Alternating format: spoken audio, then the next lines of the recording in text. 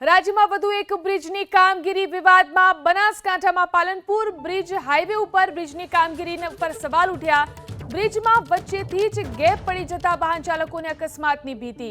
મહત્વની વાત તો એ છે કે 1 વર્ષ અગાઉ જ આ બ્રિજનું કામ કરવામાં આવ્યું છે। તો વધુ એક બ્રિજ કે જેની કામગીરી વિવાદમાં આવી છે। પાલનપુર બ્રિજ હાઈવે ઉપર બ્રિજની કામગીરી ઉપર સવાલ ઉઠ્યા છે। હલકી ગુણવત્તાના કામને કારણે બ્રિજ વચ્ચેથી દબાયો હોવાનો આરોપ છે। દ્રશ્યોમાં જોઈ શકાય છે કઈ રીતે આ બ્રિજ વચ્ચેથી દબાઈ ગયો છે। વચ્ચેથી ગેપ પડતા અકસ્માતનો ડર રહેતો હોવાની ચર્ચા।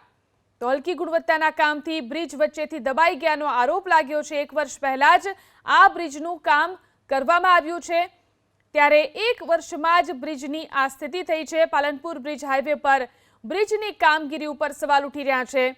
હલકી ગુણવત્તાના કામથી બ્રિજ વચ્ચેથી દબાયાનો આરોપ જોઈ શકાય છે દ્રશ્યોની અંદર કઈ રીતે આ બ્રિજ વચ્ચેથી દબાઈ ગયો છે। વાહન ચાલકો અહીંથી પસાર થતા ડરી રહ્યા છે, ત્યારે બ્રિજની કામગીરી પર સવાલ ઉઠી રહ્યા છે।